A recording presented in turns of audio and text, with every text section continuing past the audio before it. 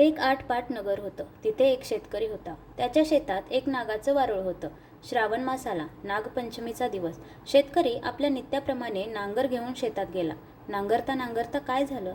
वारुळात जी नागाची नागकुळं होती त्यांना नांगराचा फाळ लागला आणि ती लवकरच मेली. काही वेळाने नागिन तिथे आली. आपलं वारूळ पाहू लागली.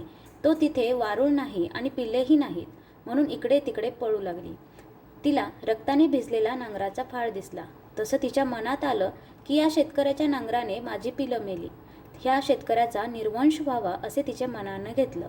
फणफणत ती शेतकऱ्याच्या घरी गेली. मुलाबाळांना, लेकी सुनांना आणि शेतकऱ्याला दंश केला. त्याचबरोबर सर्वजण मरून पडले. पुढं तिला समजलं की त्याची एक लेक परगावी आहे. तिला जाऊन दंश करावा म्हणून ती निघाली. ज्या गावी मुलगी दिली होती तिथे ती गेली. तिच्या घरी येऊन पाहिले तर काय, त्या बाईने पाटावर नागिन व त्यांची 9 नागकुळं काढली होती. त्यांची पूजा केली. दुधाचा नैवेद्य दाखवला. नागाला लाह्या दुर्वा वाहिल्या. पूजा पाहून नागिन संतुष्ट झाली. दूध पिऊन समाधान पावली.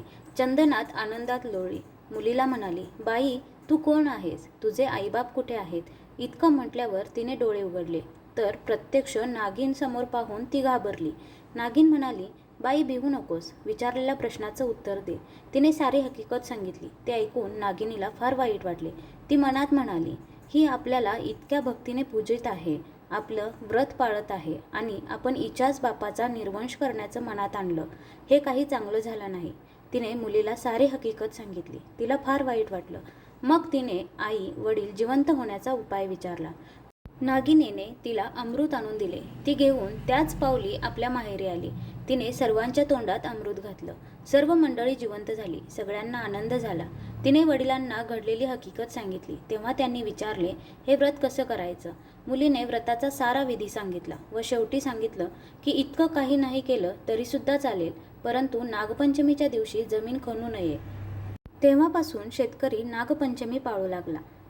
तर अशी आहे ही पौराणिक नागपंचमीची कथा. श्रावण महिन्यातील शुक्ल पक्षातील पंचमीला नागपंचमी हा सण साजरा केला जातो. या दिवशी जिवंत नागांची किंवा वारुळाची पूजा करून पिढ्यानपिढ्या चालत आलेली नागपंचमीची ही कहाणी ऐकण्याची प्रथा आहे. निसर्गातील साप आणि जीवजंतूंचे रक्षण व्हावे हा संदेश या सणातून मिळतो. नाग हा शेतकऱ्याचा मित्र मानला जातो. साप शेतातील उंदीर व उपद्रवी कीटकांना खाऊन पिकाचे रक्षण करतात. निसर्गातील सर्व जीवांबद्दल आदर आणि समतोल राखण्याची शिकवण हा सण देतो. महाराष्ट्रात या सणाला विवाहित बहिणी माहेरी येतात आणि सणाचा आनंद घेतात.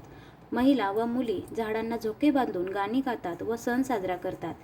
या दिवशी नागाची पूजा करून दुधाचा नैवेद्य दाखवला जातो. या दिवशी नागपूजेला मोठे धार्मिक महत्त्व आहे. नागपंचमीचा उपवास नागदेवतेचा आशीर्वाद मिळवण्यासाठी व कुटुंबाचे सर्पदंशाच्या भयातून रक्षण व्हावे म्हणून केले जाते.